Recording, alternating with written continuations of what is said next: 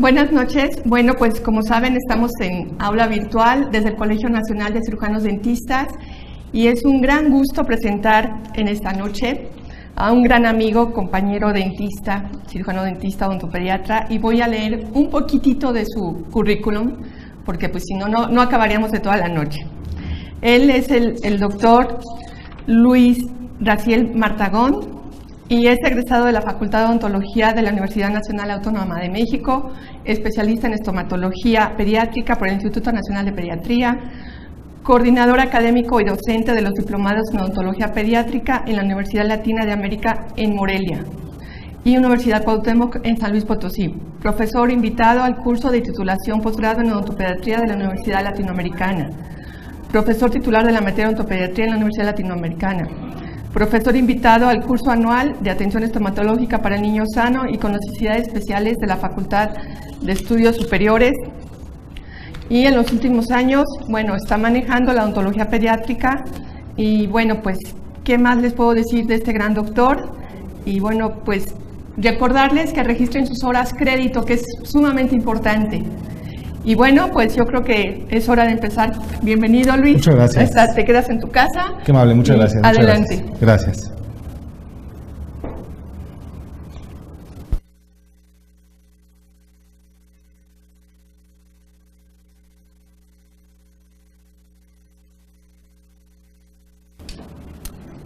Bueno, muy buenas noches.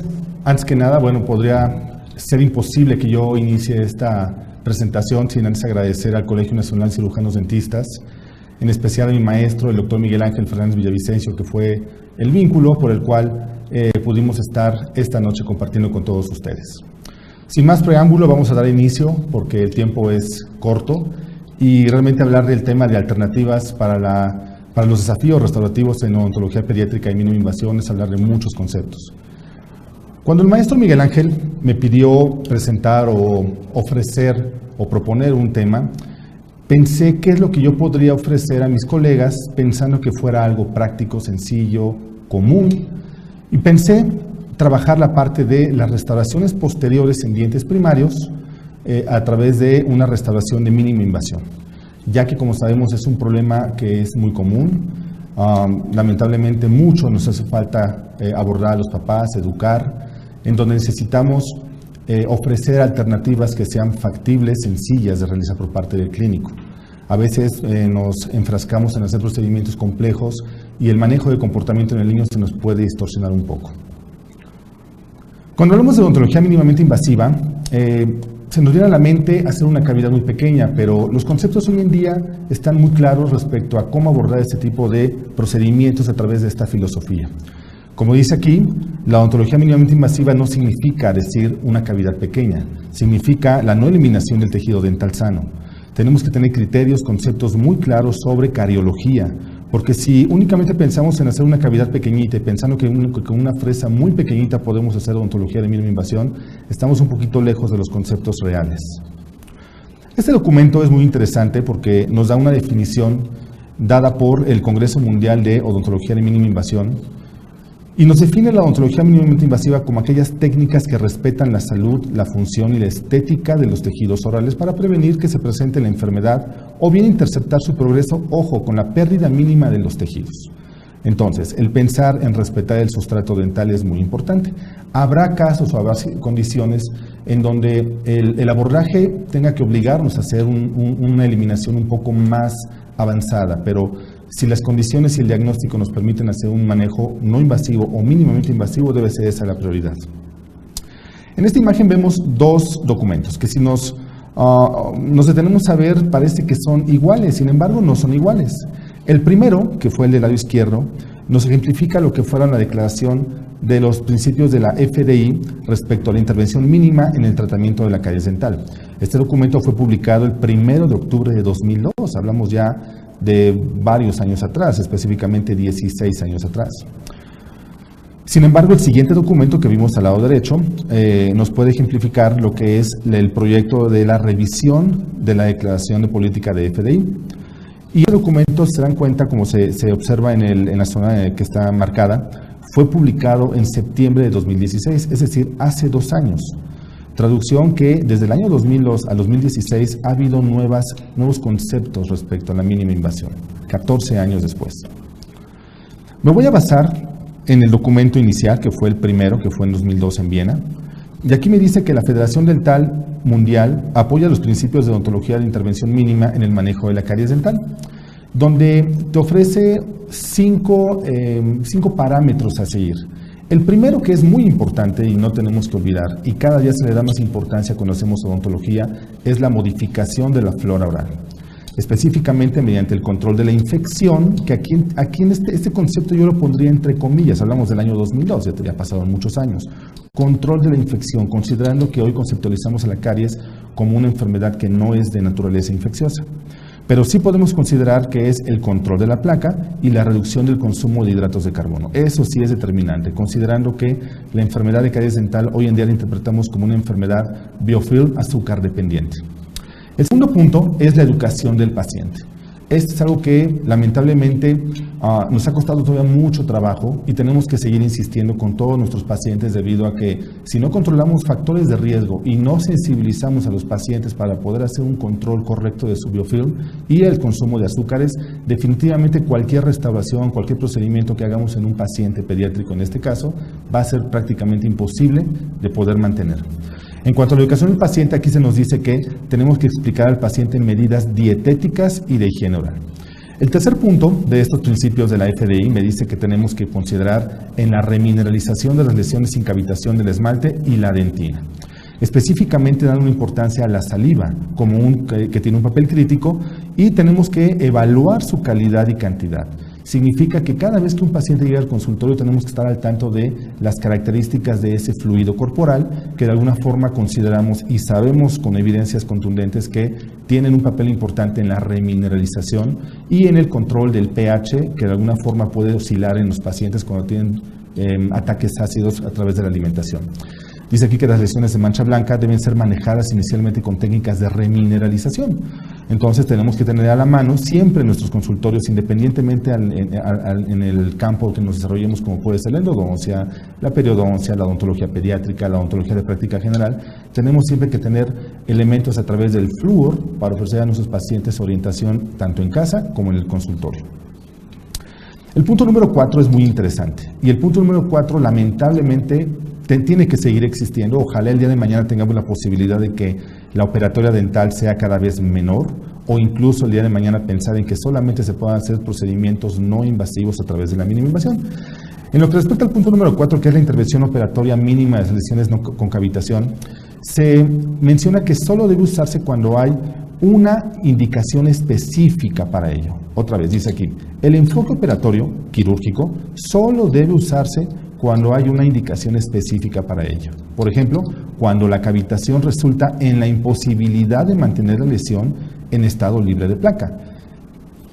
También me dice que la intervención operatoria debe enfocarse a la preservación de la estructura natural del diente y debe limitarse a la remoción del esmalte socavado y de dentina infectada. Voy a quitar esta parte del documento y me voy a enfocar el primer párrafo, en donde me dice que solo tenemos que tener la indicación de hacer un tipo de procedimiento reparador cuando tengamos imposibilidad de mantener la zona libre de placa. Vamos a ver un caso clínico. Él es un paciente de 5 años de edad, de nombre Marquito. Es un niño que llegó al consultorio hace muchos años, en donde, si notamos, él tiene unas lesiones proximales en los incisivos centrales superiores. Normalmente cuando vemos esto, pensamos automáticamente en una restauración mínimamente invasiva, pensamos en hacer una preparación a través de una fresa tal vez piriforme del número 330, 329, y de una forma muy gentil o incluso con baja velocidad, hacer una remoción de esta superficie dental afectada por lesión cariosa y colocar una hermosa restauración directa a través de una resina compuesta. Sin embargo, si tomamos nuevamente que la intervención operatoria mínima de lesiones con cavitación debe ser solamente bien indicada, vamos a ver qué es lo que podemos pensar, porque tenemos que ver también otros factores, como son las condiciones del paciente. Si vemos estas fotografías de nuestro paciente de 5 años de edad, podemos ver que tenemos una preciosa dentición, donde tenemos espacios fisiológicos, tenemos espacios primates, tenemos desgastes por atrición, por función, lo cual sería algo ideal que tuvieran todos nuestros pacientes, sin embargo no todos tienen la oportunidad de desarrollar estos espacios. Pero nos damos cuenta que incluso en la vista oclusal y vista oclusal superior e inferior notamos que nuestro paciente se encuentra libre de lesiones cariosas, es decir, solamente tiene esas 2 lesiones interproximales superiores. Cuando hablamos con los papás, de hecho el motivo de consulta era porque su hijo tenía caries. Cuando abordamos a los papás, les ofrecimos una posibilidad de vigilar y observar la evolución de estos pacientes, sabiendo que aquí no hay una zona donde podamos retener biofilm.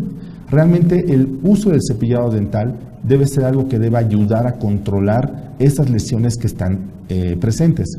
Una ventaja de este paciente fue que nuestro paciente no tuvimos necesidad de modificar hábitos, ya que mi paciente tenía ya los hábitos bien establecidos. Los papás estaban conscientes de la importancia del control de biofilm, el control de azúcar, y de alguna forma, tras el interrogatorio y tras la historia clínica, pudimos notar que nuestro paciente podía ser candidato a mantener esta restauración en estricta vigilancia sin tocarla. Si vemos 14 meses después, observamos que ya se encuentra presente el primer molar permanente, tanto derecho como izquierdo, y notamos cómo las lesiones aún se observan sin avance y sin progreso, 14 meses después.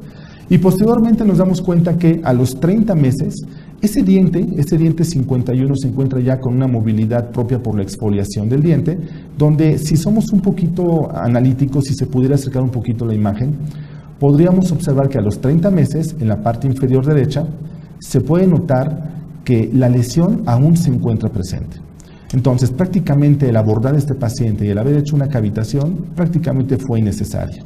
30 meses después podemos ver que realmente podemos mantener control de los pacientes siempre y cuando los controles y factores de riesgo puedan ser muy importantes. Aquí se puede distinguir perfectamente bien cómo en la superficie proximal mesial aún se encuentra la cavitación e incluso ya se ve la presencia de pulpa o de comunicación pulpar propiamente por la exfoliación del diente, lo cual eso nos hace pensar que es posible hacer procedimientos de mínima invasión y de no intervención sin necesidad de colocar materiales restaurativos. Siguiendo el caso, vamos que 5 años después, a los 5 años de edad, 10 años después, vemos que nuestro paciente tiene una dentición permanente, donde los hábitos se han mantenido, el control de higiene, la vigilancia periódica. Este es un paciente que cada mes mantiene bien sus controles y cada 4 meses e incluso 6 meses es un paciente que tiene un buen control. Los pacientes deben ser también controlados y vigilados dependiendo su riesgo a caries.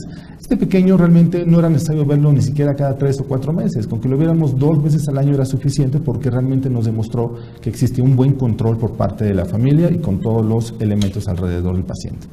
Si vemos estos 4 puntos, definitivamente la modificación de la flora oral se llevó a cabo en nuestro paciente. La educación, por supuesto, que más que educarlo, se reforzó esa educación que tenía ahí el paciente y esa sensibilización por parte de los padres. Obviamente se utilizó la aplicación de barnices con fluoruro, el control de fluoruro en casa, para mantener esa exposición a este elemento que puede de alguna forma ayudar a remineralizar. La intervención operatoria mínima en lesiones con cavitación no fue necesaria porque de alguna forma se mantuvo en control. Mount, en el año 2000, decía que los odontólogos deberían ser remunerados por las restauraciones que no hacen, no por lo que realizan. Creo que este caso nos enseña cómo cuando nosotros tenemos un criterio y tenemos más elementos para hacer un diagnóstico y un análisis, podemos llegar a hacer procedimientos dentales sin necesidad de tocar lesiones a nuestros pacientes. El punto número 5 de esta declaración de la Federación Dental Internacional, intencionadamente la pongo difuminada, porque más adelante voy a explicar cuál es ese punto número 5 que la FDI nos recomienda para el abordaje mínimamente invasivo en lesiones de pacientes. Retomando el concepto de lesiones proximales, sabemos que la acumulación de alimento, biofilm en los espacios interproximales es un problema que todos los días ocurre en el consultorio, en donde tenemos que sensibilizar a los padres no solamente a lavar dientes, sino utilizar accesorios interproximales para poder hacer una limpieza correcta. La realidad es que muchos padres cuando llegan al consultorio se enteran que existen accesorios de limpieza interproximal. Es increíble cómo, a pesar de que existen en el mercado los hilos dentales, muchos padres de familia no saben que deben ser utilizados incluso desde la erupción de los primeros días que tienen un contacto interproximal desde que el niño es prácticamente un bebé. Si ejemplificáramos las lesiones que se dan en el espacio interproximal, podemos ver que tenemos lesiones blanquecinas no cavitadas que clínicamente muchas veces no puede ser posible observarlas. Podemos apoyarnos en radiografías interproximales donde podemos, o de letra de mordida, donde podemos ver las lesiones. Algo parecido a lo que sería esta fotografía de este molar que fue exfoliado y se notó la lesión blanquecina.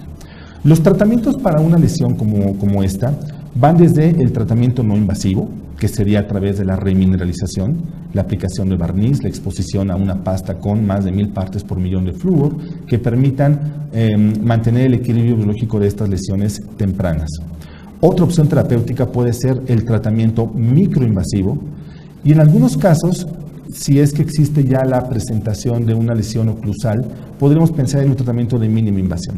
Sin embargo, en una lesión en una mancha blanca interproximal, el tratamiento no invasivo y el microinvasivo deberán ser las primeras opciones a abordar. El tratamiento microinvasivo en el documento actualizado de la FDI del 2016 nos dice que la infiltración de resina y el dentrífico con CPP-ACP o tecnologías remineralizantes son algunas medidas prometedoras recientes.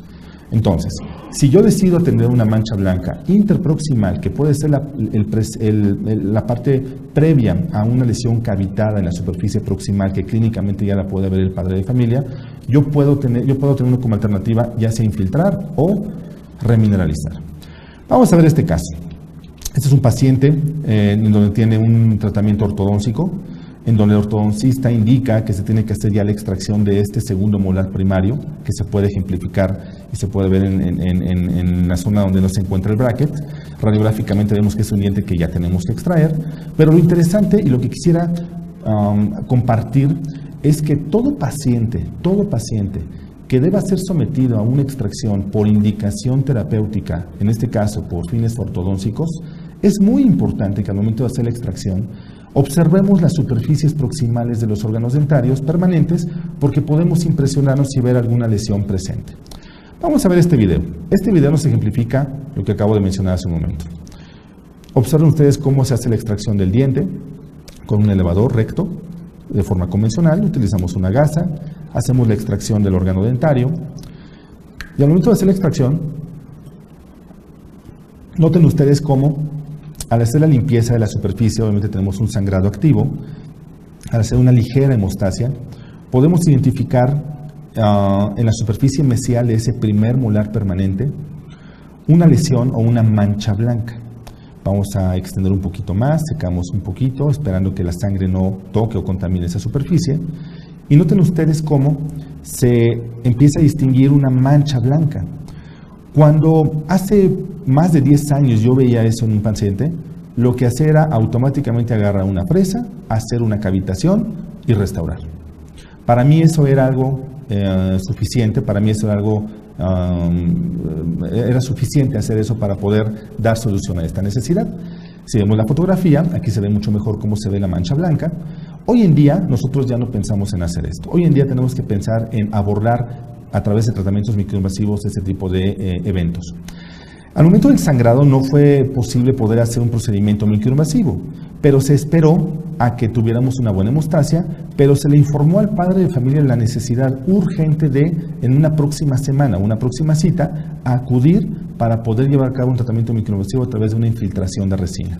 Si ustedes notan en la fotografía del lado derecho, se observa cómo ya el premolar comienza su proceso activo de erupción. Si nosotros retrasamos o incluso si no notamos esa mancha blanca al momento de hacer una extracción, puede pasar desapercibida, el premolar tener ya ese contacto proximal y encontrarnos ya una lesión proximal en unos 2 o 3 años más sin haberla atendido previamente. ¿Qué fue lo que hicimos? Previa profilaxis con desproteinización con hipoclorito de sodio, hacemos una limpieza y eliminamos toda la sustancia orgánica de esa superficie interproximal y posteriormente mediante una técnica de infiltración con una resina infiltrante colocamos en base al protocolo de ácido clorhídrico, etanol, resina infiltrante como tal y fotopolimerización un abordaje que nos permita dar atención temprana microinvasivamente a esa lesión. Entonces, es muy importante que cuando hagamos procedimientos como estos estemos muy atentos a las superficies proximales. Es mejor hacerlo aquí. Lo que yo me podría cuestionarme sería, bueno, ¿por qué no mejor decidimos remineralizar esta lesión? Si yo colocara un barniz con flúor, por supuesto que tendría un efecto ese cuerpo de la lesión de esta mancha blanca. Sin embargo, los hábitos del paciente no eran muy buenos. Recordemos que tiene aparatología fija tipo brackets, lo cual incrementa ya el riesgo de acumulación de biofilm. Por lo tanto, no considero que es indicado en esta situación colocar una resina infiltrante para asegurar la intercepción de esta lesión temprana. Cuando tenemos lesiones blancas, algo que ocurre comúnmente es que los padres de familia no detectan estas lesiones y lo hacen cuando, por ejemplo, el paciente mastica cuando el paciente mastica, y esa lesión sigue progresando a través de los meses o incluso años, y a través de una masticación se puede llevar a cabo la fractura de esa superficie dental como condicionante de esa debilidad, de esa pérdida mineral que tiene la mancha blanca. Eso de alguna forma nos puede presentar ya situaciones clínicas en donde el padre de familia, cuando realiza la limpieza de estas superficies oclusales de sus hijos, se dan cuenta que tienen una lesión, e incluso llegan muchos padres de familia diciendo: doctor, es que realmente yo le lavo la boca a mi hijo constantemente y de un momento a otro noté cómo esta cavitación se presentó. Y la pregunta que hacemos generalmente es: señor, ¿usted utiliza un accesorio de limpieza como un hilo dental? Y en el 90% de los casos nos dicen: no, realmente no utilizo eso. Entonces hay que estar muy atentos porque las lesiones cavitadas se pueden presentar en cualquier momento durante las visitas periódicas. Regresando a lo que es el objetivo de esta charla, que es hablar de lesiones proximales en dientes primarios, también tenemos situaciones que no son parecidas en todos los casos. Si vemos en la fotografía del lado izquierdo, podemos ver lesiones proximales localizadas entre diente y diente. Sin embargo, en las fotografías del lado derecho podemos notar cómo también existen lesiones en superficies ocluso-proximales que van evolucionando hasta formar cavitaciones en donde la colocación de un accesorio para poder hacer una reconstrucción proximal de esa restauración no sería sencillo. Las opciones terapéuticas que tenemos para atender una lesión proximal son varias. Todas son válidas, todas de alguna forma la evidencia científica te dicen que todas funcionan. Sin embargo, si yo decido colocar una corona de acero inoxidable o bien decido colocar una corona de zirconia, yo tendré que considerar que inevitablemente tendré que hacer un desgaste, como se puede ejemplificar en esa esquematización, tanto de una corona de acero inoxidable como una corona de zirconia. Yo tendré que considerar que tendré que hacer un desgaste en las superficies tanto proximales de dientes sanos y superficies vestibulares o linguales o palatinas que todavía se encuentran sanas, y tendré que sacrificarlas en pro de colocar una restauración extracoronal.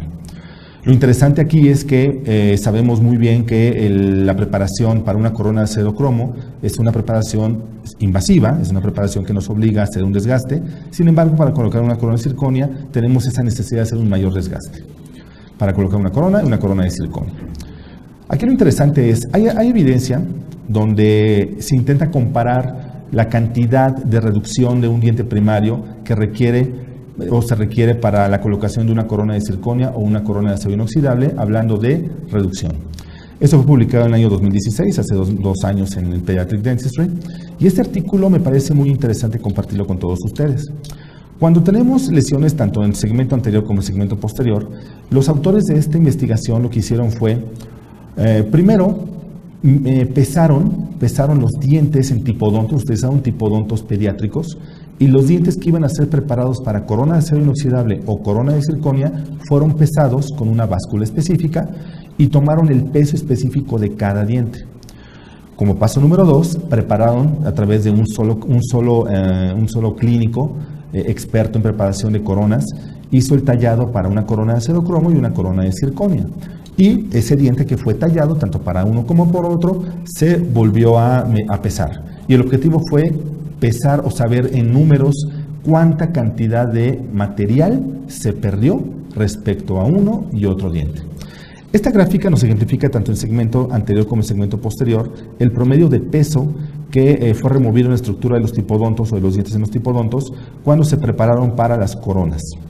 Podemos notar que en los dientes posteriores la corona de acero inoxidable tuvo un menor cantidad de remoción de sustancia dental en comparación de todas las opciones que tenemos con coronas de zirconia. En esta tabla se ejemplifica cómo también en el segmento anterior y el segmento posterior tenemos la cantidad y los porcentajes de reducción tanto de una opción como de otra. Si yo quitara la parte de los dientes anteriores, que en este momento no es motivo de discusión, y recorriera esta parte de los títulos de las opciones terapéuticas, yo podré notar cómo en el porcentaje de reducción en cuanto a peso, nos damos cuenta que para la corona de acero inoxidable se perdió un 9.3% del peso del diente original al momento de llevar a cabo el tallado para una corona de acero inoxidable. Y posteriormente para la corona que comúnmente tenemos en nuestro país, que es New Smile, tenemos una reducción del 16.6%. Traducción, tenemos casi un desgaste casi del doble de una corona de acero inoxidable, de una corona de zirconia en comparación de una corona de acero cromo. Conclusión, la corona de circonia requiere significativamente mayor reducción que las coronas de serocromo. Eso lo sabemos todos perfectamente bien, pero bueno, tenemos ya un valor, un dato que nos puede orientar algo respecto a esta dinámica de preparación dental. Esto explica el por qué para colocar una corona de serocromo o una corona de circonia tenemos que hacer tallados y disminución de superficies inevitablemente sanas para hacer esto. Esto realmente no va acorde de alguna forma con los principios de mínima invasión. Sin embargo, tendré que ser muy claro y hay muchos procedimientos donde está indicado definitivamente colocar o una corona de circonia o una corona de acero inoxidable. El objetivo de esta conferencia o esta charla que quiero compartir con todos ustedes es ofrecer alternativas que puedan disminuir la posibilidad de no solamente hacer una reducción más importante de una superficie dental, sino también el aspecto conductual de los pacientes, que de alguna forma puede ser un factor importante.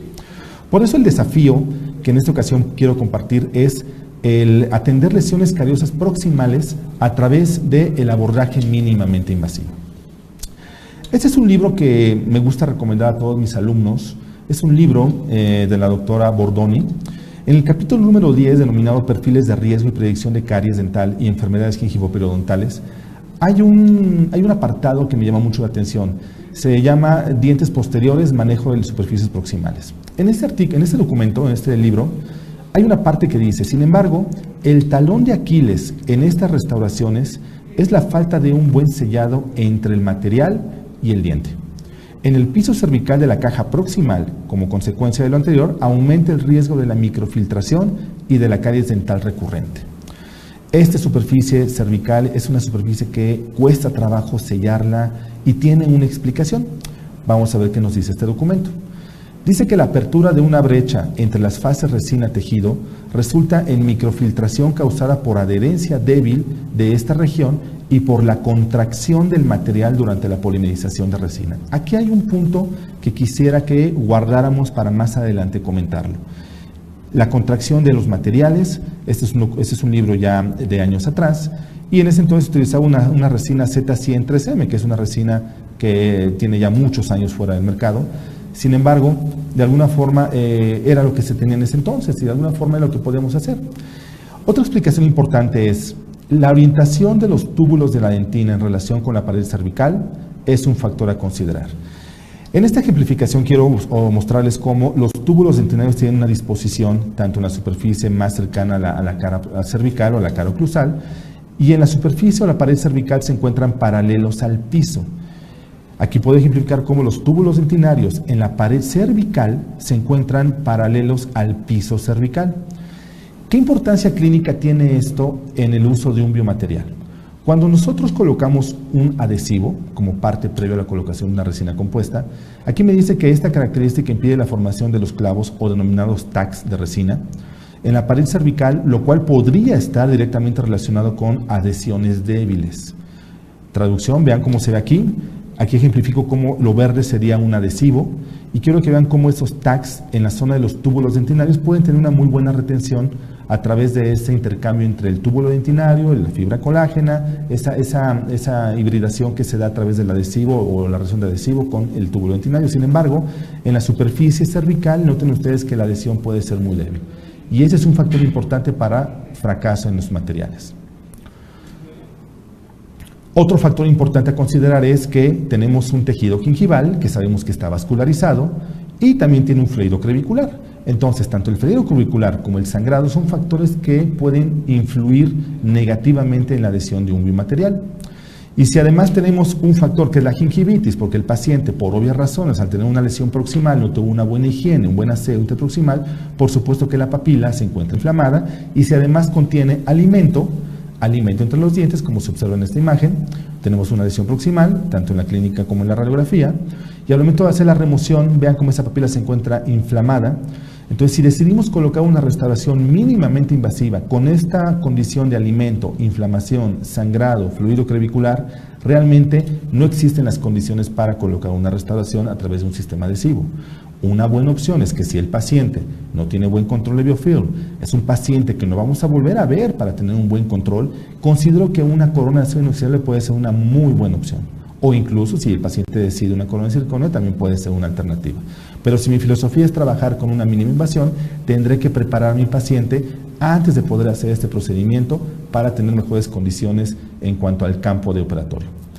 ¿Qué tenemos que hacer? Obviamente, antes de pensar en colocar una resina, antes de colocar un sistema adhesivo, antes de hacer una remoción de ese tejido lesionado, tenemos que hacer un control de biofilm, una limpieza, así como una aplicación o un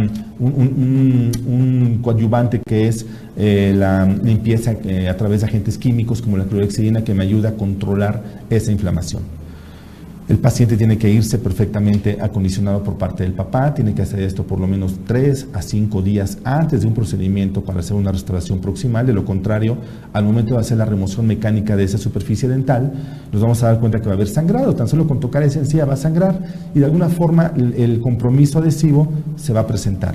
En la fotografía inferior del lado izquierdo podemos observar cómo se ve una lesión fracasada, posiblemente por la contaminación o por una mala decisión o por un mal abordaje en el campo operatorio. Siguiendo con el texto que acabo de mencionar, aquí me dice que tenemos una alternativa que es la técnica de sándwich abierto, que consiste en el uso combinado de ionómero de vidrio en conjunto con una resina compuesta. Este ionómero puede ser un ionómero convencional o puede ser un ionómero modificado con resina, que de alguna forma tiene la ventaja de ser mucho más rápido. Recordemos que una técnica de sándwich abierta y una de sándwich cerrada es muy diferente. En la primera, la cerrada, es aquella en la que el ionómero de vidrio se encuentra completamente cubierto por la resina compuesta. Y la técnica de sándwich abierta, como se observa en la fotografía inferior, es aquella en la que tenemos una parte del ionómero de vidrio expuesto al medio bucal y una parte de la resina compuesta también en contacto con el medio bucal. Sin embargo, la resina compuesta no está cubriendo completamente a ese ionómero de vidrio.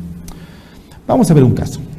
Esta es una niña de 3 años 7 meses que llega al consultorio con lesiones proximales distales. Aún no tenemos el primer molar permanente, lo cual nos hace pensar en que tenemos que buscar una alternativa para restaurar. Enfocándonos al molar inferior del lado derecho de la paciente, notamos que tiene incluso alimento y decidimos colocar una banda que nos permita dar una conformación distal de esa superficie para poder colocar un material restaurativo. Estos tratamientos debo mencionar que los hacíamos hace muchos años. Son tratamientos que tengo más de 13 años haciéndolos. Hoy en día mi técnica ha cambiado, pero quiero que noten cómo lo que hacíamos hace mucho tiempo era esto. Colocábamos la banda, hacíamos nuestro aislamiento absoluto, utilizamos una fresa redonda de baja velocidad para eliminar solamente la superficie de las paredes con el objetivo de mantener esa retención del material que íbamos a colocar, y con una cucharilla gentilmente podíamos hacer una remoción parcial de ese tejido carioso. Dejábamos todavía lesión, no nos enfrascábamos en hacer una remoción total, porque de lo contrario teníamos el riesgo de hacer una comunicación pulpar, y de un tratamiento mínimamente invasivo nos íbamos a llevar a un tratamiento probablemente con una pulpotomía. En ese entonces colocamos también liners, recubrimientos indirectos. Hoy en día, con los sistemas adhesivos que tenemos para trabajar, podemos omitir estos pasos, pero bueno, puede ser una buena opción colocar un liner, que hoy en día también existe un poco de controversia respecto al uso de estos biomateriales. Utilizamos en este caso un ionómero de vidrio modificado con resina, en donde como primer paso colocamos un primer, que se encarga de acondicionar el sustrato dental.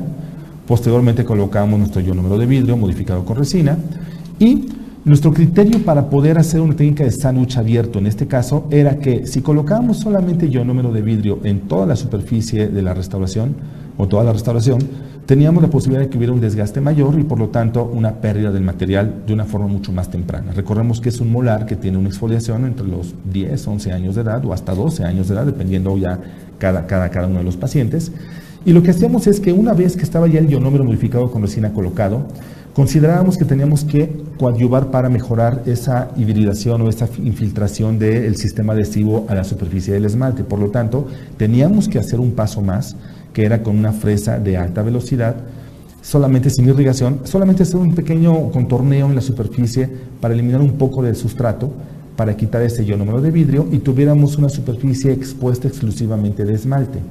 Y ahora sí, como ven en la fotografía, se puede ver ese ionómero de vidrio en el fondo de la cavidad, poder colocar un sistema adhesivo, hacer un grabado total.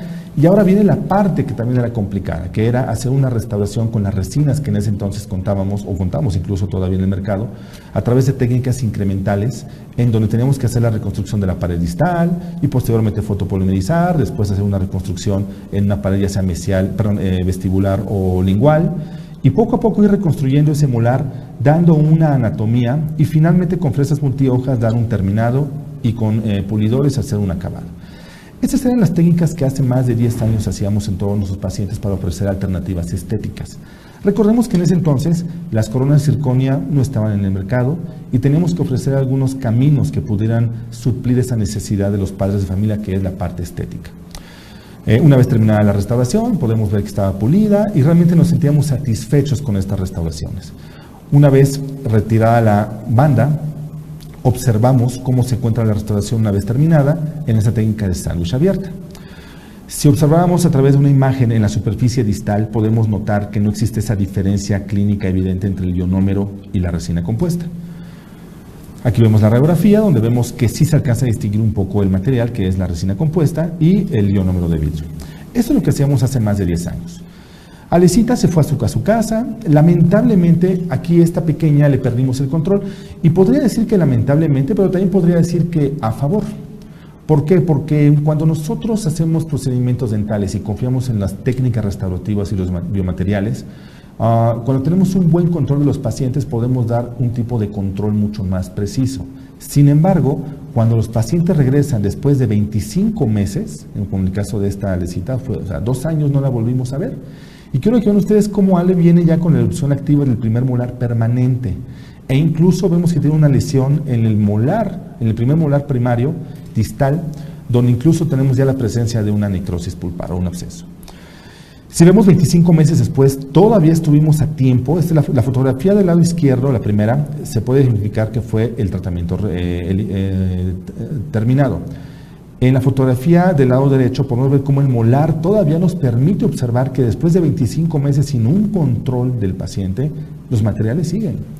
Lo que llama la atención es que radiográficamente sí existe una pérdida de material en la parte de la cúspide de la superficie distal del molar. Pero el sellado y el control se mantienen en buenas condiciones. Entonces, 25 meses después nos damos cuenta que la técnica fue eficaz. Lo que llama la atención es que, obviamente, la paciente, al no tener un control, al no haber educado nuevamente o no haber modificado esos hábitos que son importantes, aquí se ve un ejemplo cómo los pacientes pueden tener nuevamente lesiones activas. En este caso es una lesión inactiva por la coloración y la característica clínica de la lesión. Vamos a ver este aislamiento donde vemos que el diente tiene esas lesiones, esas superficies blancas, esas superficies pigmentadas. La pregunta es ahora, ¿qué tenemos que hacer con una restauración 25 meses después, en donde tenemos el sellado, sin embargo tenemos algunos defectos marginales de la restauración? Y para eso me tengo que regresar al punto número 5 que mencioné, que teníamos difuminado, en donde el punto número 5 es la reparación de restauraciones defectuosas. La FDI me dice que la remoción de las restauraciones resulta en el aumento inevitable del tamaño de la cavidad. Por lo tanto, en algunas circunstancias y de acuerdo al juicio clínico del dentista, la reparación puede ser considerada como una alternativa a la remoción. Entonces, si en este caso yo quisiera a Ale hacer un procedimiento de reparación, yo tendré que utilizar un protocolo que es desproteinizar, lavar, secar la superficie, hacer solamente un grabado en las superficies que se encuentran pigmentadas, en donde yo pueda colocar un biomaterial que me permita solamente reparar. Si yo decidiera quitar esa resina, tendría que hacer una inevitable remoción de tejido dental sano y por lo tanto comprometer las superficies de esos dientes y tal vez el día de mañana ese diente pueda llegar a colocarse o ser candidato a una corona o una restauración mucho más invasiva. En este caso decidimos colocar un sellador. Se puede utilizar una resina fluida, por supuesto también puede ser una muy buena opción, pero el objetivo de esto es reparar, no eliminar, sino que dar condiciones para que esa restauración siga funcionando muchos años más, pero lo más importante de esto es reeducar al paciente. Esto no va a funcionar si la mamá no se sensibiliza y no toma conciencia de la importancia de no perder el control de esa paciente. Vamos a ver que 25 meses después también el diente que se encuentra adelante tuvimos que hacer un procedimiento de pulpectomía con una técnica que más adelante voy a mencionar con más calma. Una vez que se hace el procedimiento, 25 meses después de haber colocado ese diente 85 e inicial del diente 84, vemos que 36 meses después ese diente 85 sigue funcionando, la restauración o la reparación sigue estando presente, lo cual el molar incluso ya erupcionó completamente. Entonces, esto es mínima invasión, esto es hacer un abordaje sin necesidad de tener que cavitar de más o tener que colocar restauraciones invasivas. 11 meses después del diente 84 se mantiene en muy buenas condiciones, clínica y radiográficamente. Importante, como mencioné, la modificación de la flora oral, la educación del paciente, la remineralización es importante, en donde el papá tiene que ahora sí comprometerse a mantener el cuidado de su hija. Es importante que enseñemos técnicas de cepillado, motivemos a los papás, los sensibilicemos, porque si no, no tendremos ningún objetivo más que seguir reparando. Es importante ejemplificar a la mamá cómo se debe hacer el cepillado y garantizar que la mamá comprendió y tiene que hacer el cuidado. Algo que me gusta hacer con mis pacientes es, en los pacientes que noto que pueden tener ciertas dudas en la técnica de cepillado, les pido que una vez que aprendan la técnica de cepillado, ellos en casa puedan hacer el cepillado, pero lo que hago es que les ofrezco, les doy una pasta remineralizante de cualquier empresa, cualquier casa comercial. Lo importante es, lo que quiero saber es que el papá, quiero saber si realmente el papá está haciendo un buen control de limpieza. Cuando yo al papá le regalo una pasta remineralizante o una pasta dental, siempre le doy el argumento al padre de familia: necesito por favor que me cepille con esta pasta a su hijo, por favor, pero quiero saber si su hijo acepta bien esta pasta. Para eso le voy a pedir por favor que me tome un video, todos tenemos un teléfono celular a la mano, que por favor me tome un video de 10, 15 segundos, por favor, en donde a través de WhatsApp me lo envíe por favor al teléfono del consultorio o de la clínica. Y ese video que me envía el padre de familia tiene como objetivo que yo pueda revisar si el papá está haciendo bien la técnica de cepillado. El papá piensa que lo que quiero revisar es si la pasta dental la está aceptando bien el niño. Entonces el papá no sabe que estoy evaluando a él si está haciendo bien el cepillado. Y una vez que tengo este video a la mano, puedo ahora sí, en la siguiente visita de control, puedo darle mis orientaciones respecto al análisis de ese video que me mandó al teléfono celular, donde puedo ahora sí en el entorno familiar, porque si yo hago esto en el consultorio dental, el papá seguramente lo hará perfectamente bien e incluso sabiendo que lo estoy observando directamente, hará como nunca el cepillado. Sin embargo, en el entorno familiar, el papá puede hacerlo o puedo darme cuenta si de verdad lo está haciendo como lo debe de hacer. Son estrategias que nos han servido mucho en el consultorio para estar seguros que el papá realmente está haciendo su tarea o si hay que atender o corregir algunos detalles a tiempo. La remineralización a través de barnices con flúor son importantes porque de alguna forma ayudan a controlar esos pH, esos cambios de pH. Hay un artículo muy interesante publicado en el año 2017 en donde, considerando la falta de estudios sobre la aplicación de resinas bulk fill en dientes primarios, este estudio tuvo como objetivo evaluar la microfiltración de restauraciones clase 2 en dientes primarios posteriores, utilizando dos resinas de naturaleza bulk fill y resina convencional. Lo que hicieron en este artículo fue básicamente tomar 60 dientes primarios extraídos. 20 dientes les colocaron un tipo de resina bulk fill, otros 20 dientes otro tipo de resina bulk y otros 20 dientes una resina convencional, una resina Z250 de la casa 3M. Lo que hicieron básicamente fue hacer preparaciones cavitarias con las especificaciones que se ven en la imagen y posteriormente lo que hicieron fue analizar a través de un microscopio electrónico de barrido el sellado tanto en la superficie más cercana a la superficie oclusal como en la superficie cervical. Los resultados son interesantes. Ellos encontraron que las resinas tipo bulk fill tienen propiedades similares a los composites convencionales en términos de microfiltración y pueden ser una muy buena opción para clases 2, principalmente por la ventaja que tiene de que las resinas tipo bulk tienen un menor tiempo de trabajo. Ese es un factor importante cuando hablamos de odontología pediátrica. Actualmente en Brasil, es un artículo publicado el año pasado por personas importantes en el ámbito de la odontología pediátrica a nivel mundial, como el doctor, entre muchos otros, el doctor Marcelo Bonecker, el doctor José Carlos Imparato. Ellos están haciendo análisis porque en Brasil lo que quieren hacer es comparar la efectividad de las resinas tipo bulk con las restauraciones tradicionales atraumáticas a través de ionómeros de vidrio. Lo que hicieron ellos es que el objetivo de este estudio, que están todavía en proceso de culminación, porque ese es apenas un protocolo, fue evaluar la efectividad de las restauraciones en superficies únicas y múltiples realizadas después del tratamiento restaurador traumático en comparación con el tratamiento convencional en restauraciones con composite bulk fill en dientes primarios y permanentes. Este fue el objetivo de este estudio. La metodología es muy interesante. Como es un estudio pragmático, es un estudio que no tiene criterios de inclusión específicos. Es un estudio que abarca todo tipo de población, tanto dientes permanentes como dientes primarios. Ellos agarraron niños o pacientes entre 5 y 13 años de edad y recolectaron una muestra de 1,214 pacientes. A un grupo, lo que hicieron fue utilizar una fresa de baja velocidad, un sistema adhesivo, que es el Single Bond Universal, y una resina tipo bulk, también Filtek Bullfield de la casa 3M. Y el grupo 2, lo que hicieron fue una técnica tradicional TRA, que fue cucharilla, rollos de algodón y un ionómero, convencional de la marca Ketak Moller. Lo que dice este artículo es muy interesante. Dice, está surgiendo un nuevo concepto de resinas con el fin de reducir los tiempos clínicos. Es muy importante para la odontopediatría. Como odontopediatras queremos hacer procedimientos bien, pero muy rápidos. Otro aspecto importante es que gracias a la facilidad y la técnica de uso y las restauraciones se pueden colocar en solo un incremento de 4 milímetros. Y también nos dice aquí el artículo que este material puede ser una alternativa en la salud pública en donde raramente se usa dique de hule. Es decir, en Brasil lo que están haciendo es que están buscando hacer procedimientos más rápidos que puedan, a través de resinas compuestas, saber si la resina compuesta tipo bulk puede en algún momento dado ser una alternativa más a la técnica TRA que siempre se ha utilizado en Brasil. Vamos a ver este caso clínico. Es un paciente de 6 años, 2 meses. Si notamos, tiene las lesiones muy parecidas a las de la paciente en la que hicimos la reconstrucción con técnica incremental, con la técnica de sándwich abierta. Vamos a enfocar al segundo molar inferior izquierdo. Si observamos, tenemos una lesión muy parecida a la de nuestra paciente femenino, que vimos anteriormente. Radiográficamente vemos una lesión donde no tenemos un compromiso pulpar estrictamente.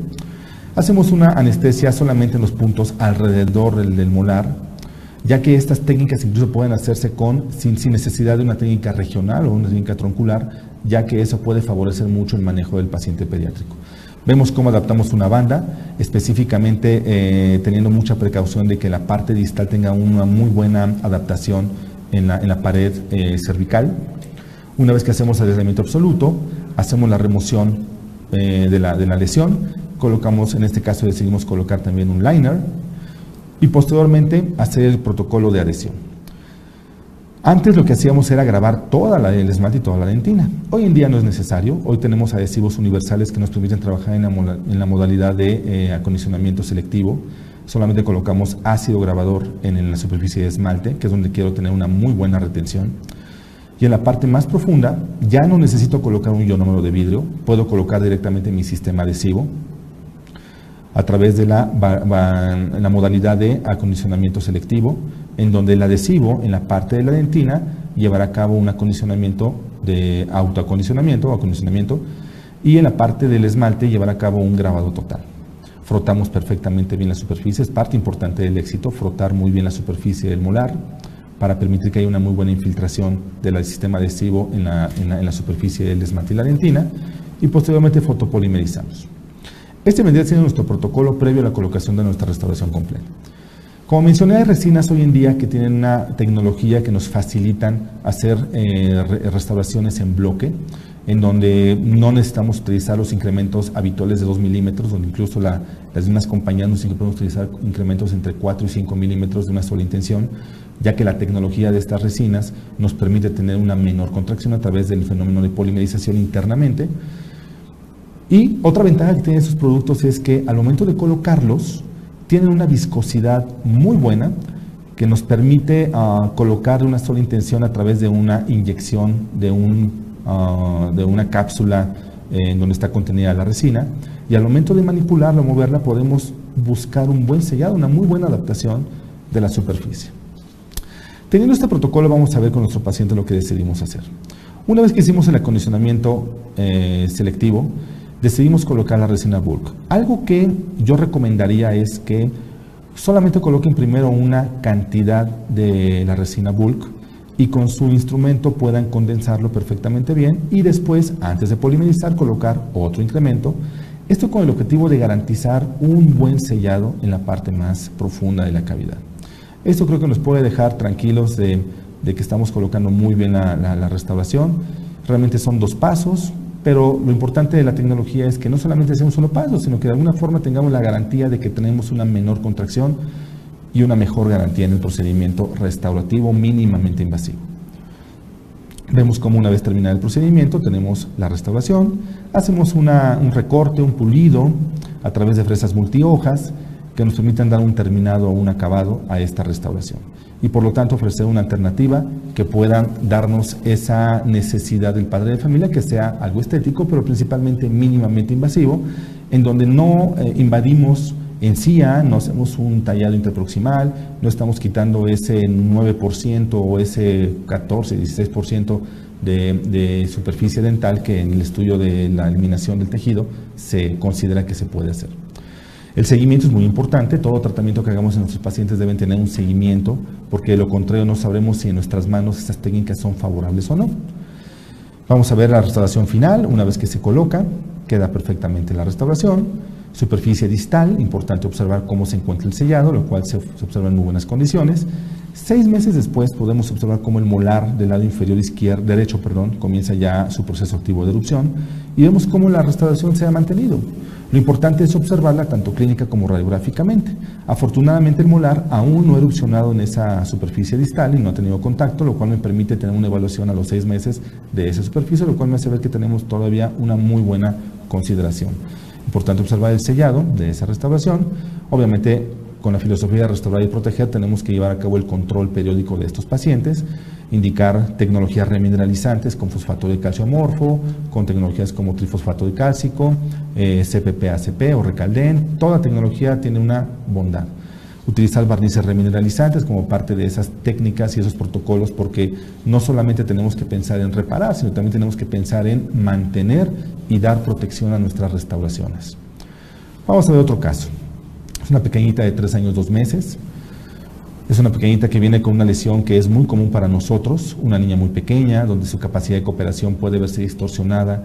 Si este pequeño, por ejemplo, tiene o percibe dolor, siente incomodidad, de alguna forma su capacidad de cooperación se puede ver un poco distorsionada y tenemos que hacer un manejo un poco más adversivo en cuanto al manejo de comportamiento, en donde si tenemos técnicas que sean mínimamente invasivas y que de alguna forma puedan ofrecernos una restauración gentil, cómoda, sencilla para realizar y rápida para nosotros, gana el paciente, ganamos nosotros, y realmente creo que es una buena opción. Si vemos aquí, estamos marcando lo que es la cámara pulpar y la lesión cariosa. Lo que hacíamos antes, y también nos daba un poquito de tiempo, era que, como sabemos, no existen bandas para primeros molares primarios. Entonces, cuando teníamos una lesión cariosa proximal en un primer molar primario, teníamos, o lo que hacíamos por lo menos hace unos 5 años, era tener que cortar una banda, la más pequeña que existiera en nuestro kit de bandas, y puntearla. Y lo que teníamos que hacer era adaptarla a la superficie del molar. Nos obsesionábamos realmente en que tuviéramos una adaptación principalmente en la superficie lingual y superficie vestibular, sabiendo que la superficie distal siempre estaría bien adaptada porque entra perfectamente bien una banda, incluso subgingivalmente puede adaptarse muy bien. Pero es muy importante cuando colocamos una técnica de banda como esta, que el control de biofilm y la higiene bucal sea correcta, porque si colocamos una banda y tenemos sangrado, automáticamente el protocolo se ve comprometido. Vean cómo se observa en esta fotografía, donde tenemos una adaptación. Eso era algo que hacíamos, nos llevaba un poco de tiempo, pero lo hacíamos en todos nuestros pacientes. Una vez que estaba aislado el paciente, hacíamos la remoción parcial, en este caso remoción parcial, solamente una parte, hacemos la eliminación en las paredes, en la superficie cervical, eliminamos no toda la lesión. Hay artículos y hay evidencia que nos ayuda a entender que podemos dejar lesión, y hay sistemas adhesivos que nos pueden ayudar también a trabajar en lesiones todavía de caries, y colocamos resina tipo bulk de un solo bloque. Una vez retirada la restauración, observamos cómo se respeta la integridad de la superficie dental, tanto en la superficie lingual como superficie vestibular. Observamos cómo radiográficamente vemos esa restauración, se respeta perfectamente bien el espacio interproximal, porque obviamente la banda te mantiene ese pequeño espacio, a lo que es un poco más fácil de realizar, a diferencia, por lo menos en mis manos y por lo menos en mi experiencia, que colocar una banda interproximal con clamp. Vamos a ver el control 15 meses después. Es importante, insisto, ver el seguimiento, porque un caso terminado puede dejarnos muchas dudas, pero sin embargo, cuando tenemos ya un control de por lo menos más de 6 meses, ya podemos tener un criterio un poquito más amplio. 15 meses después vemos esta pequeñita cómo regresa al consultorio, observamos cómo la restauración sigue manteniéndose en esa superficie, observamos cómo lingualmente y proximalmente se mantiene en condiciones favorables. Asimismo, radiográficamente es muy interesante ver cómo incluso el germen del segundo premolar Noten ustedes cómo a los 15 meses se observa ya con una mayor calcificación, obviamente 15 meses después, pero lo importante es ver cómo la restauración de la imagen final a la imagen de 15 meses sigue manteniéndose. Entonces considero que realmente colocar una restauración como esta puede ser algo factible y sencillo.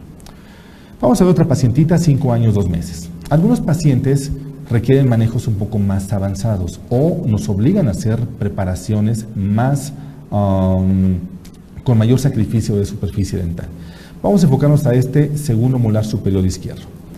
Si observamos, vemos esta lesión, quitamos la materia de la comida. Es importante hacer un control de biofilm para sensibilizar a los padres en la necesidad de hacer el control en casa. Tenemos que hacer una limpieza, no podemos restaurar en esa misma cita esa superficie, tenemos que dar un protocolo de limpieza, profilaxis, y posteriormente tenemos que sensibilizar al papá en la necesidad de hacer un control previo a la colocación de la restauración. Si los papás no se comprometen a eso, tenemos que pensar en colocar una corona de acero inoxidable definitivamente. Pero si el papá en la cita subsecuente vemos que se compromete a través de los accesorios como son uso de hilo dental, enjuagues con clorhexidina, y el paciente regresa en la siguiente cita con mejores condiciones para poder hacer la restauración, podemos ahora sí hacer el procedimiento. Si vemos en este caso específicamente tenemos una fístula, tenemos un proceso de necrosis en donde tenemos la necesidad de hacer una pulpectomía. Vamos a ver cómo se hizo el procedimiento dental. Si ustedes notan, tenemos el abordaje, hacemos el diagnóstico, es muy importante el diagnóstico, todo procedimiento odontológico, como saben ustedes, debe tener un buen diagnóstico. En ese caso existía ya la comunicación, hubo ausencia de sangrado por obvias razones, tuvimos que hacer la instrumentación a través de limas para hacer la limpieza interna de los conductos de forma mecánica, así como la irrigación de los conductos con solución fisiológica, ¿sí? Y algún tipo de desinfectante que puede ser factible también para coadyuvar al proceso de tratamiento de conductos. Una vez que hacemos la limpieza perfectamente bien de las superficies o de los conductos, adaptamos una banda y hacemos la pulpectomía con material o pasta iodoformada. En este caso ustedes noten cómo se ve un material. Eso no es ionómero de vidrio, es un material que es un hidróxido de calcio fotopolimerizable, cuyo objetivo va a ser que la resina no tenga contacto, o el adhesivo, mejor dicho, no tenga contacto directamente con el iodoformo, sino con una base que sea un material que sea compatible y que no se contamine cuando colocamos un sistema adhesivo. Más adelante voy a ser un poquito más enfático en ese punto. Y vean, de una sola intención colocamos una parte de esa cavidad, fotopolimerizamos, y en un segundo incremento colocamos nuevamente nuestra resina tipo bulk. Con nuestro instrumento damos un poco de anatomía. ¿Qué ventaja tiene que hagamos un procedimiento como este? Tenemos posibilidad, a diferencia de un ionómero de vidrio, que tenemos posibilidad de darle anatomía, podemos hacer un bruñido, esculpir la forma anatómica del diente hasta un cierto límite. Sabemos que no debe ser algo estrictamente necesario, pero podemos trabajar de una forma mucho más concreta, porque a diferencia de los ionómeros de vidrio, ellos tienen un tiempo de trabajo muy limitado y nos obligan a tener que ser un poquito más rápido. Aquí podemos sí invertir un poquito de tiempo en la parte anatómica, que de alguna forma es importante si hablamos de oclusión en nuestros pacientes. Finalmente, hacemos un pulido, como hemos mencionado, con las fresas multihojas, y finalmente hacemos un procedimiento mínimamente invasivo que me permite dar una opción estética. No necesariamente podemos colocar o no podemos omitir el uso de una corona de circonia para un procedimiento como este. Y lo importante es que son procedimientos que pueden ser rápidos, sencillos, económicos y fáciles de realizar. Importante verificar que siempre el espacio interproximal se encuentra respetado. Normalmente siempre que usamos un procedimiento con banda queda perfectamente respetado el espacio interproximal. Vamos a ver una foto, una imagen inicial, una final. El tejido gingival se encuentra perfectamente respetado, tanto en vestibular como en palatino. Y notamos cómo una vez que radiográficamente se observa el tratamiento de conductos, la restauración se observa en muy buenas condiciones.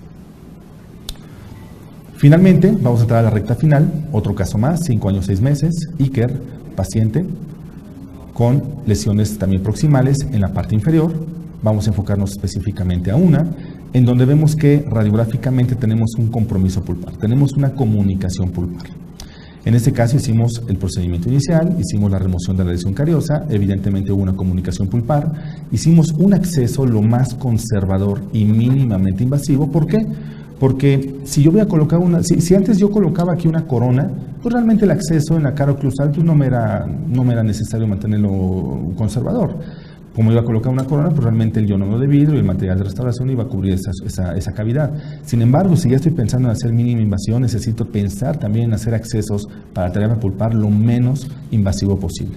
Después de la pulpotomía, colocamos un material que es óxido de zinc eugenol, y sabiendo que el eugenol puede inhibir la actividad el adhesivo, colocamos nuestro UltraBlend, que es en este caso un material fotopolimerizable a base de hidróxido de calcio, y quiero que noten ustedes cómo intencionadamente la banda ahora ya no la adaptamos como lo hicimos en el caso de nuestra pacientita. Ahora lo que hacemos es adaptar una banda que me garantice que hay un buen contacto interproximal, pero quiero que ustedes noten cómo me estoy abarcando más hacia vestibular y hacia lingual, e incluso la banda la puedo cerrar con mis manos mesiodistalmente para tener una mayor amplitud. Y quiero que ustedes noten, es muy interesante, hay una extensión vestibular y lingual del grabado, cuyo objetivo es garantizar que tenga una mayor superficie de unión y me pueda minimizar la posibilidad de que tenga ya una filtración en la interfaz entre el diente y la restauración. Posteriormente colocamos el sistema adhesivo, lo colocamos en la cavidad y también lo colocamos en la zona donde grabamos. El objetivo es que tengamos el principio básico de una corona de celuloide en un anterior. Recordemos que agarra o se sujeta de la parte interproximal o de la parte de la lesión cariosa, además de la superficie vestibular como palatina cuando colocamos ese tipo de coronas anteriores. En este caso, siguiendo ese principio, ¿qué hacemos? Fotopolimerizamos y hacemos el acondicionamiento. Podemos apoyarnos de una sonda periodontal que nos permita saber la profundidad. Específicamente sabemos que tenemos como rango hasta 5 milímetros.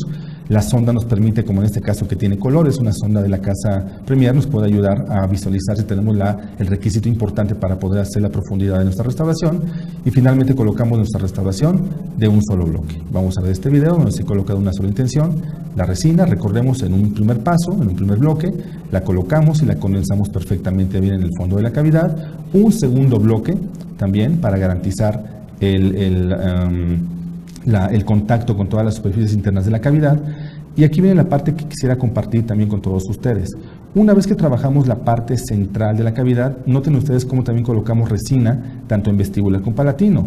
Por eso intencionadamente la banda tiene que tener una amplitud o una extensión, cosa que antes, bueno, nos costaba mucho trabajo porque tenemos que adaptar esas bandas. Hoy en día esto incluso es un factor a favor porque permite colocar esa resina y garantizar que tenemos mayor superficie de unión. Sabemos que esa resina excedente la vamos a poder recortar, la vamos a poder pulir y vamos a poder dar un terminado correcto a nuestras restauraciones.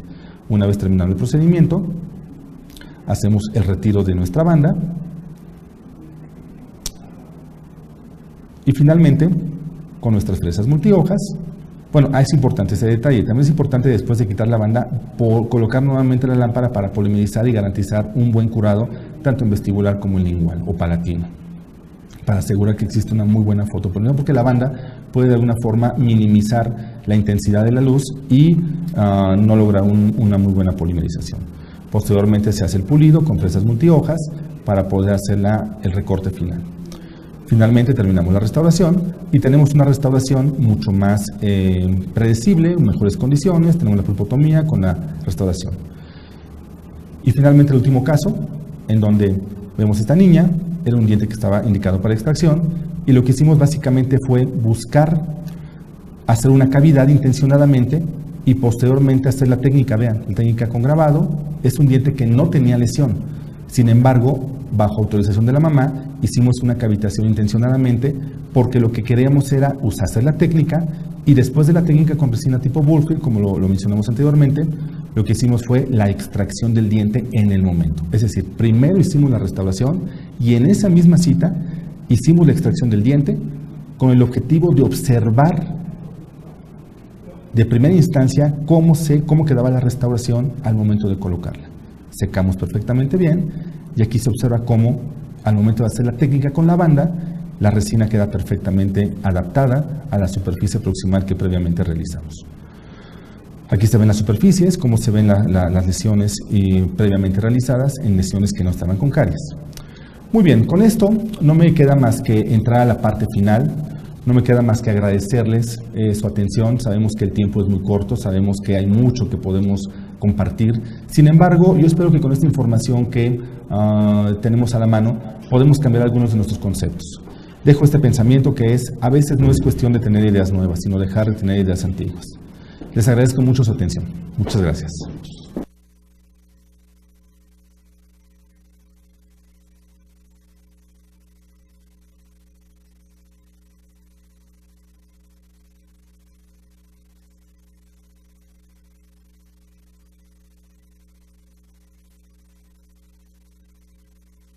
¿Has dejado impactado? ¿Ya? Ok, bueno, nos has dejado impactados con tus explicaciones en todos estos tipos de tratamientos de materiales. Y bueno, primero te comento que tenemos un auditorio de 3.493 personas. Ajá, y algunas preguntas. Excelente, muy excelente. La doctora Maya dice, ¿qué liner en el caso de la resina Bulk? Ok. Como liners tenemos posibilidad de utilizar lo que es un hidróxido de calcio fotopolimerizado para que sea más rápido, lo que es la colocación de una marca que puede ser el Ultra Blend. Otra opción muy buena puede ser el Teracal, que también es un liner de muy buena procedencia. Estas dos opciones pueden ser muy factibles cuando tenemos lesiones o tenemos todavía cámara pulpar. Sin embargo, si tenemos una pulpotomía, recordemos que el material que se colocó fue un hidróxido de calcio fotopolimerizable, pero no para que tenga una protección pulpar, porque abajo de ese material existe un SOE. Simplemente el objetivo de colocar ese material era para que exista una barrera mecánica o física para que el adhesivo no se contaminara con el eugenol del SOE. Ok, también la doctora Maya nos pregunta, para colocar la banda, retiraste el anillo, retiraste, ¿sí? Para colocar la banda. Me imagino que el clamp. El clamp, sí, la grapa. No, esa es una muy buena pregunta porque me preguntan mucho eso. ¿Se puede adaptar una banda cuando tenemos un clamp? Claro que es posible. Yo recomendaría una banda que tenga la distancia cérvico-oclusal corta, porque hay bandas que tienen una longitud mayor. Ahí va a ser muy complicado colocar ese tipo de aditamento. Pero ¿es posible colocar la banda? Por supuesto que sí. Yo sugiero que también, si tienen esa duda, coloquen primero, lo que pueden hacer es que primero coloquen la banda y después coloquen el clamp. Puede ser una alternativa también confiable. Claro. La doctora Susi nos pregunta, ¿qué adhesivo usaste en la pequeña de 3 años en la cual dejaste un poquito de caries? Ok. Utilizamos un adhesivo universal. Los protocolos actuales para poder hacer operatoria, por lo menos en odontología pediátrica, deben ser utilizar adhesivos universales, donde nos permiten colocar un acondicionamiento de autograbado en el fondo de cavidades donde no podemos omitir la colocación de un ácido, pero sí podemos colocar ácido en la superficie más oclusal para garantizar una buena unión. Entonces fue un adhesivo universal. Universal, perfecto. La doctora Katia Ponce nos dice, ¿por qué no colocas ionómero como base? Muy buena pregunta. ¿Se puede utilizar? Claro que se puede utilizar. O sea, el protocolo puede ser utilizar una base de ionómero y después colocar una resina compuesta. En ese caso, la ventaja que tiene la resina tipo bulk es que te permite colocar en un solo bloque con incrementos mayores una sola cantidad de resina para poder reconstruir. El objetivo principalmente es la rapidez, la ventaja de tener menos pasos. De alguna forma, si colocamos, como la pregunta anterior, un adhesivo de autograbado, claro, de alguna forma somos muy bondadosos con la dentina profunda. Si tenemos esa cierta duda de saber, es importante el diagnóstico. Si tenemos una sintomatología previa, que es dolor, sintomatología de inflamación, de movilidad en el órgano dentario, definitivamente tenemos que pensar en la pulpotomía o claro, pulpectomía. Si nosotros tenemos una sintomatología ausente y tenemos radiográficamente una buena cantidad de superficie de dentina remanente, podemos apoyarnos de un liner. Y con el liner ya no sería necesario colocar la base de ionómero, porque la resina bulk de alguna forma te va a hacer todo el incremento para hacer un solo bloque. Claro, yo creo que esta pregunta va encaminada un poquito a que bueno, colocamos a veces el ionómero de vidrio, porque sabemos que libera cierta cantidad de flúor. Es correcto. ¿No? ¿Qué ventaja tiene esto de colocar la resina bulk y no colocar en este aspecto, digamos, de flúor? ¿Qué cantidad liberará? Hay un artículo muy interesante que por cuestión de tiempo no pude introducir, pero hay investigaciones que han restaurado clases 2 con resina, con ionómero de vidrio. Y el argumento para hacerlo es que en las superficies marginales, esa liberación de flúor te puede ayudar a que exista ese control periférico de la restauración y minimizar un efecto secundario de una lesión. Por eso, en el último caso, si no me equivoco, fue el penúltimo caso, mostramos una propuesta que es colocar la resina tipo bulk, pero además abrazar más allá de esa unión entre interfaz entre el diente y la restauración, abrazar un poco más para garantizar un buen sellado de la superficie. Claro que sí. Otra pregunta también de la doctora Katia dice, ¿qué material colocaste sobre el SOE? Una pregunta, lo mencionamos hace un momento, colocar un hidróxido de calcio fotopolimerizable. ¿Por qué eso? Porque podemos colocar un ionómero de vidrio, claro, pero yo creo que el costo para colocar un ionómero, la aplicación de, no sé, un clicker o un polvo líquido, realmente es muy poca la cantidad. Si colocamos solamente un material que es un hidróxido de calcio fotopolimerizable, nos permite solamente una pequeña cantidad, 1 milímetro solamente, no más. Ok, y bueno, la siguiente pregunta es, ¿este tipo de resinas Volk se puede utilizar en dientes anteriores? Claro. De hecho, tenemos también protocolos de trabajo en dientes severamente destruidos para la reconstrucción de muñones en caries de la primera infancia con esta resina tipo Volk. La verdad es que es una maravilla. Desde que yo tengo posibilidad de utilizarla, no omito el uso de esta resina porque me facilita mucho el trabajo y me garantiza una certeza en el manejo. Y el tiempo, ¿no? El tiempo es oro para nosotros. Claro que sí. En lesiones que aún no están cavitadas proximales, ¿se debe siempre de remineralizar? Sí. Siempre como primer paso al protocolo tenemos que identificar factores de riesgo y control con el paciente. La FDI nos dice que toda lesión temprana debe tener como un protocolo una remineralización. Sin embargo, también en un caso que mostré de una lesión también en ese paciente que hicimos la extracción y se veía la lesión proximal, yo tengo muchos pacientes que en muchas ocasiones tenemos un mal control de biofilm, no tenemos mucho control con el paciente y pensar en remineralizar no es tan sencillo. En esos casos mejor preferimos colocar una técnica a través de la infiltración. Entonces, como primera opción, sí, primero remineralizar. Pero si vemos que el paciente no tiene condiciones, una buena opción puede ser la infiltración. Ok. Y bueno, mencionaste algo de los primeros molares. En estos primeros molares permanentes, ahora se están presentando muchos casos con hipocalcificación. Correcto. ¿Cómo ocuparías estas resinas Volk? Puede ser una buena opción. Cuando tenemos dientes hipomineralizados, siempre, aquí sí el flúor tiene un papel importantísimo. Okay. Por lo menos en mi forma de verlo, siempre si yo tengo un molar hipomineralizado, mi primera opción siempre va a ser colocar un ionómero de vidrio como primera opción. Sin embargo, también hay estudios ya en Brasil que están haciendo de buscar alternativas a la resina Bullfield en dientes hipomineralizados, aunque el compromiso en la adhesión siempre va a existir. Ok. ¿Cuándo recomiendas remineralizar y cuándo infiltrar en lesiones con mancha blanca? Fue lo que mencioné hace un momentito. Cuando tenemos un paciente con un mal control, cuando el paciente viene a sus citas control y el papá no se motiva, porque lamentablemente es una realidad, muchos papás llevan al niño con las ganas de ayudarlo.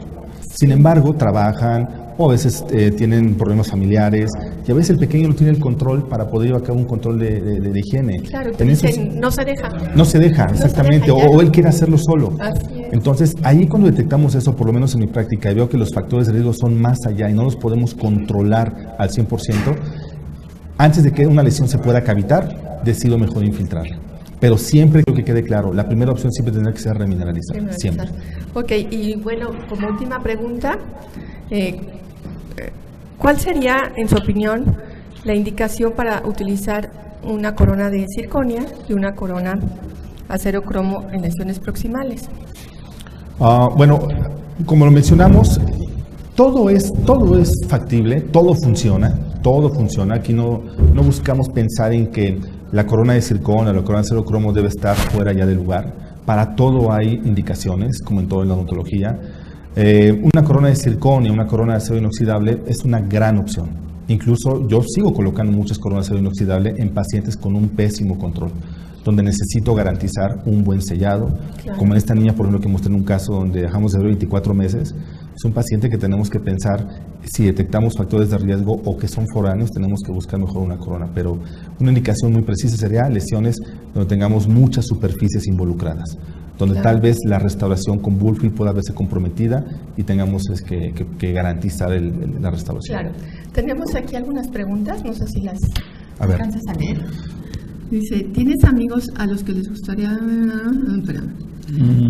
¿Qué lámpara recomienda para la fotopolimerización de la resina? Cualquier lámpara, siempre y cuando cumpla los requisitos de intensidad de luz. Es importante porque lamentablemente hay muchas lámparas que no tienen la cantidad necesaria o los requisitos de una casa comercial reconocida y de alguna forma eso puede comprometer mucho la intensidad de luz en el fondo de una resina tipo bulk.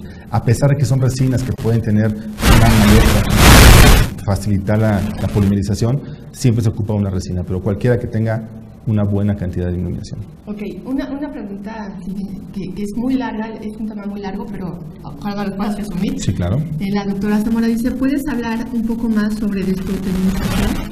Bueno, básicamente el efecto, a grosso modo, de la desproteinización es favorecer o mejorar la adhesión a nivel de esmalte. Sabemos que el esmalte histológicamente tiene materia orgánica que puede de alguna forma interferir o minimizar un poco el efecto del acondicionamiento ácido. Lo que se hace es que antes de utilizar el acondicionamiento ácido se hace un paso previo que es con hipoclorito de sodio. Podemos utilizarlo 1 minuto previo a la colocación del ácido, y eso favorecerá por mucho un grabado tipo 1 o tipo 2 descritos por Silverstone para poder mejorar la infiltración de un adhesivo. Claro. La doctora Dumont dice, ¿qué opinión tienes sobre el Bixma en el Teracal? ¿Qué, perdón? Teracal. Opinión sobre el bis-GMA en el Teracal. Bueno, siempre existe controversia porque todo material que está cercano a la pulpa de naturaleza resinosa puede tener cierto compromiso pulpar. Teracal ha tenido buen resultado, ha tenido muy buenas resultados en cuanto al contacto con la pulpa. Incluso en algunos casos se ha demostrado que puede coadyuvar en rigurosos supades directos. Entonces, no tengo miedo, realmente no me incomoda utilizar el Teracal en cavidades muy profundas. Creo que sí puede ser una muy buena opción. Ok, y bueno, también, ¿qué resina utilizas para infiltrar? La única que hay en el mercado, que realmente es la resina Icon. Okay. En el momento no hay otra más que nos tengamos como opción. Perfecto, bueno, pues desde aquí la verdad es que nos retroalimentaste muchísimo, conocimientos muy fuertes que debemos de tener. Pues son cosas que normalmente hacemos en nuestra práctica diaria, ¿verdad? Claro. Y bueno, pues un saludo a nuestro presidente, al doctor Jacobo, que nos está viendo. Un saludo. Al doctor Carmona también. Y bueno, también tenemos, pues sí, como yo te comentaba, hay muchísima gente observándonos y muy interesados en tu plática. No sé, este tipo de resinas, ¿es fácil encontrarlas en cualquier depósito? Sí. La verdad es que hay muchas compañías que se han dedicado a desarrollar tecnologías como estas, pero sí, son resinas de fácil acceso. Yo algo que podría recomendar es que tengamos la capacidad de que sean resinas que sean de fácil, que nos faciliten la colocación. Es decir, las cápsulas, por lo menos en mis manos y mi experiencia, han sido una muy buena opción, que me facilitan a través del dispositivo de la pistola inyectora llevar en un solo bloque la resina, como vieron en los casos clínicos. Claro. Pero cualquier resina puede ser una gran opción. Y bueno, el manejo de estas resinas, como tú dices, sobre todo es esa facilidad que tienen de no ser tan líquidas, que se endurecen nada más con la lámpara del sillón y todo eso, ¿verdad? El doctor Vázquez también te manda un saludo. Muchas gracias, un saludo, doctor. Nos está viendo. Y bueno, pues ojalá yo creo que nos podremos quedar aquí toda la noche con 1000 preguntas, porque tu tema la verdad es que estuvo súper interesante. Y bueno, a nombre del Colegio Nacional de Cirujanos Dentistas, AC, Fundación Dr. Manuel Rey García, otorgamos el presente reconocimiento al Dr. Luis Raciel Martagón Cabrera por su participación en la conferencia virtual con el tema Alternativas para los desafíos restaurativos en la odontología pediátrica de mínima invasión, por la Odontología Mexicana, Ciudad de México, junio 4 de 2018. Y a nombre del doctor Jacobo Efraín Pérez Insunza, nuestro presidente, te hacemos entrega de nuestro reconocimiento. Y bueno, espero que no se les haya olvidado registrarse y los invito para que participen con nosotros mañana en Martes de Café, ya que también tenemos cosas nuevas y muchos comentarios acerca de lo que está pasando en nuestro país. Los espero mañana y también el próximo lunes. Y los invito a meterse a nuestra página, ya que van a encontrar desde la música para su consultorio, la galería y muchísima información acerca de la certificación. Y pues buenas noches, fue un placer tenerte aquí con nosotros, doctor, y buenas noches a todos ustedes.